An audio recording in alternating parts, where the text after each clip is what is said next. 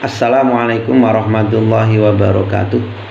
Alhamdulillah kita bisa bertemu lagi walaupun dalam situasi virtual, karena kita masih dalam kondisi masih dalam suasana pandemi, walaupun kita sudah memasuki suasana baru atau new normal. Kita melanjutkan saja langsung ke pelajaran Nahwu Shorof yang kedua. Yang kemarin kita sudah mempelajari tentang fi'il mudhari'. Untuk fi'il mudhari' kemarin kan sudah bahwa fi'il mudhari' di situ yang mempunyai wazan sama dengan fi'il madhi. Kalau fi'il madhi di situ ada mempunyai wazan 5. Begitupun juga fi'il mudhari'. Nah, tolong dibuka di amsilatut tasrifnya. Kita fokus kepada fi'il mudhari' yang kemarin, yang mana fi'il mudhari' ini adalah tidak lain sama dengan fi'il madhi, yang mana ini dalam kalimat tersebut merupakan sebuah kata kerja atau kalimat yang menunjukkan arti pekerjaan. Dan setiap kalimat yang mempunyai arti pekerjaan atau kata kerja, maka membutuhkan pekerja atau seorang pelaku. Di situ di dalam bahasa Arabnya, jikalau fi'il itu adalah kata kerja, kalimat fi'il itu adalah kata kerja, dan pasti membutuhkan fa'il atau orang yang mengerjakan. Nah, kemarin dalam fi'il mudhari' dalam bina sahih sudah saya sampaikan, yang mana fi'il mudhari' tidak lain adalah mengikuti wazan yaf'ilu atau yaf'ulu, yaf'ilu dan yaf'alu. Kalau di sini itu nomor 2 itu sudah ada.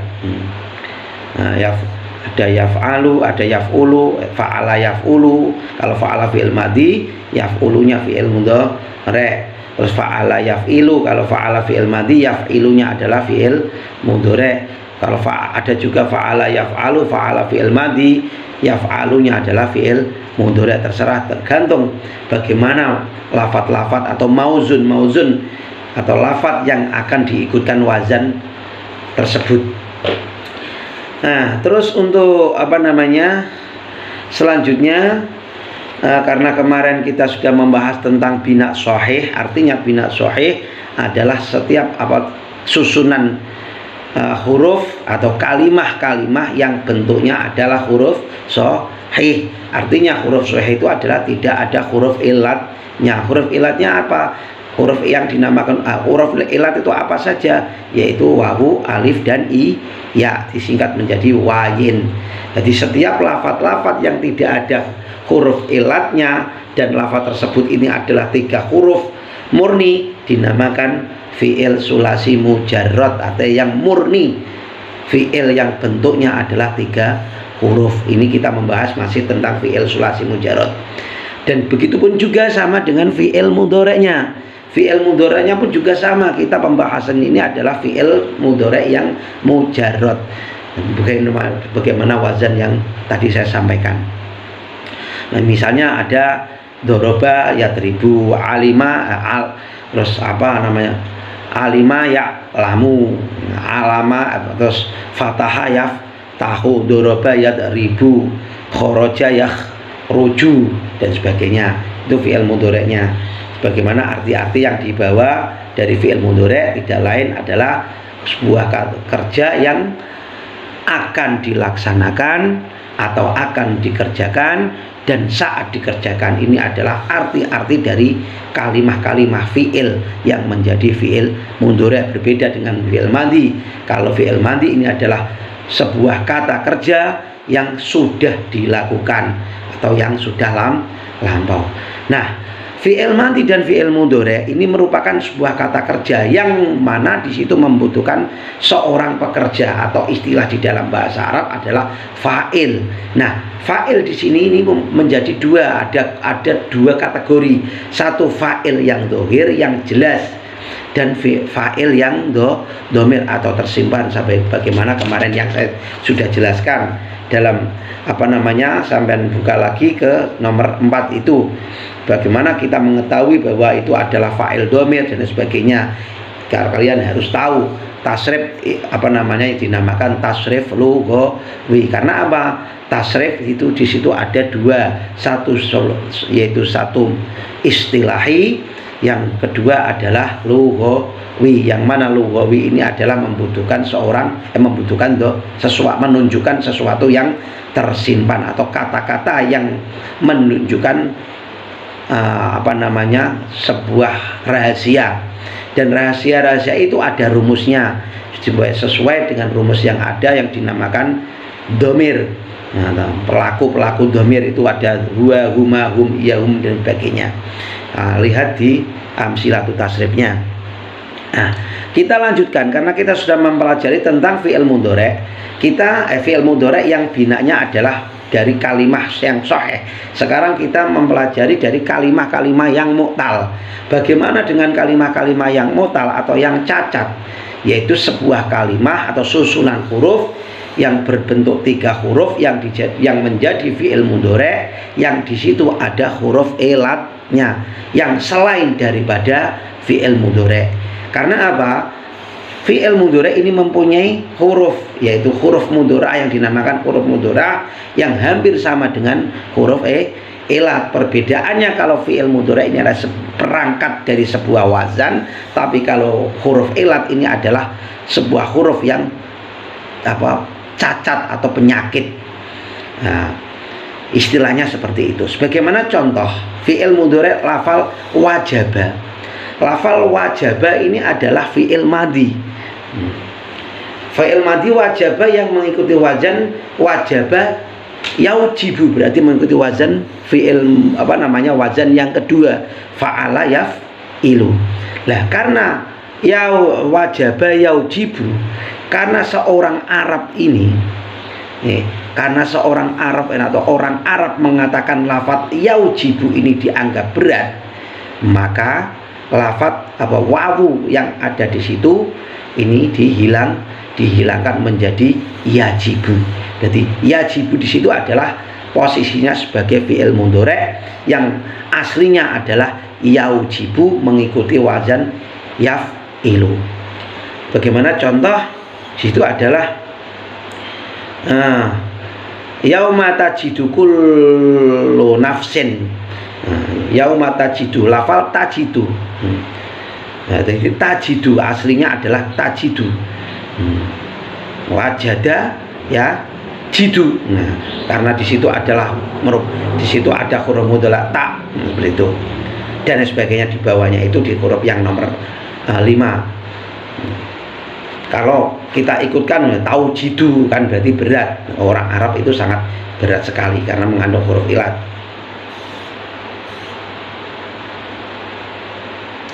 Bacalah selanjutnya itu.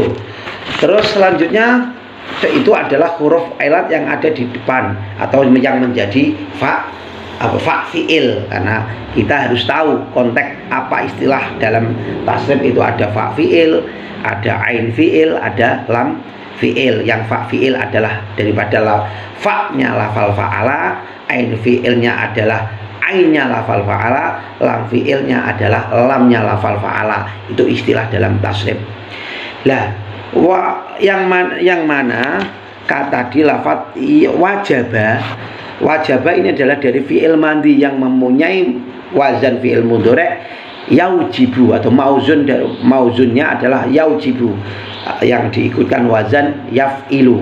Berarti fi'ilnya di situ merupakan huruf ilat, maka wawunya harus dibuang karena alasan orang Arab berat sekali untuk mengucapkan itu.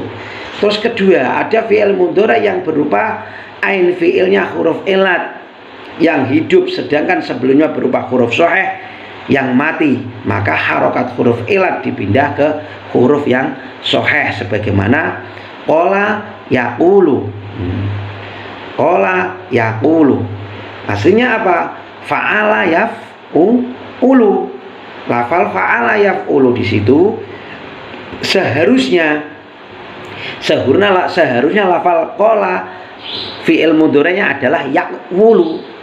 Karena dengan adanya kaidah bahwa jikalau ada huruf ilat berharokat terus sebelumnya merupakan huruf shahih yang mati, maka harokat dari huruf ilat tersebut dipindahkan ke huruf yang shahih, yang mana lafal yakulu aslinya adalah yakwulu. Karena ada pemrosesan iklal, adanya huruf ilat mempunyai harokat dan huruf shahih mati, maka huruf harokat daripada huruf ilat tersebut dipindahkan ke huruf shahih yang mati menjadi yakulu. Seperti itu. Jaa yaji'u, nah, sa'a yasa'u dan lain sebagainya, sebagaimana label yang di bawah itu sampean baca. Terus juga di samping ada pembuangan dan atau pemindahan harokat dalam fi'il mudhari' juga ada yang modelnya lam fi'il dan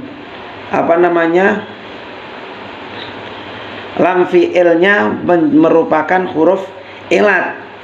Kalau tadi adalah ain fi'il berupa huruf ilat, sekarang adalah lam fi'ilnya berupa huruf ilat. Maka huruf ilat tersebut tidak boleh diberi harokat dhammah. Karena apa? Fi'il mudhari' dalam semua wazannya, sebagaimana contoh fa'ala yaf'ulu, berarti lam fi'ilnya dibaca dhammah. Fa'ala yaf'ilu, lam fi'ilnya dibaca dhammah. Fa'ala yaf'alu, ain fi'ilnya dibaca dhammah. Akan tetapi jikalau mauzun dari wazan yaf'ulu, yaf'ilu, yaf'alu ini kok lam fi'ilnya berupa huruf ilat, maka bagaimanapun tidak boleh diberikan harokat dhammah walaupun wazannya diberikan harokat dhammah. Sebagaimana contoh di situ lafal yak'u, lafal yak'u aslinya kan yak'u, fa'ala yaf'ulu, yak'u. Karena wawunya ini adalah merupakan sebuah lam fi'il dan yang wazannya ini harus diharokati dhammah, tapi yak'u ini adalah merupakan mauzun atau lafal yang diikutkan wazan yang mana lam fi'ilnya merupakan huruf wawu, yang mana wawu ini adalah termasuk huruf ilat, maka tidak boleh diharokati dhammah. Dan contoh-contoh di atas itu misalnya yas'a, yas'ayu, terus ya'si, ya'siyu, yablu, yabluwu. Nah, tidak boleh dikatakan lafal bala yabluwu, misal tidak boleh. Terus Asia ya siu, tidak boleh. Sa'a yas ayu, tidak boleh. Jadi sa'a ya yas'a, walaupun mengikuti wazan fa'ala yaf'alu. Terus Asia ya siu, seperti itu tidak boleh. Asia ya yaksi, atau aso yaksi. Terus balia ya balu dan sebagainya. Jadi tidak boleh misalnya bala ya balu, tidak boleh menjadi bala ya balu, tidak boleh. Itu ingat ya, itu jadi lam fi'ilnya harus tidak diperbolehkan diberikan harokat dhammah. Terus yang terakhir adalah jikalau ada huruf yang double. Jikalau ada huruf yang double, contoh adalah madda yamuddu. Madda ini adalah fi'il madhinya, dan yamuddu ini adalah fi'il mudhari'nya. Masa yamusu. Nah, jikalau ada fi'il mudhari' yang ada dua huruf yang sama yang bersandingan, maka tetap sebagaimana pada rumus fi'il madhi harus diidghamkan. Nah, misalnya madda aslinya kan madada, kan gitu. Nah, terus kalau fi'il mudhari' madda yamuddu, berarti aslinya yamuddu adalah yamuddudu. Nah, tapi karena adanya dal yang double disingkat menjadi yamuddu dan menjadi tasdid. Di situ ada label apa, contoh-contoh di bawah itu sama.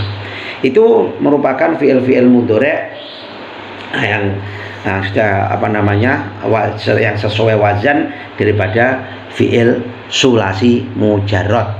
Kita menginjak kepada fi'il wazan di samping ada fi'il sulasi mujarrad, ada juga fi'il sulasi mazid.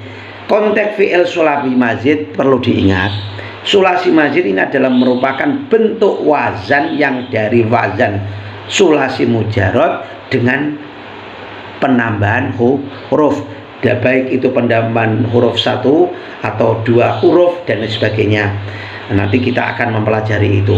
Akan tetapi anak-anakku, kalian jangan lupa dalam konteks ilmu shorof, di samping ada sulasi juga ada fi'il rubai yang kemarin kita pelajari. Dalam bentuk fi'il rubai di situ ada wazan fa'lala, ya, fa'lala yang mempunyai mauzun itu ada dakhroja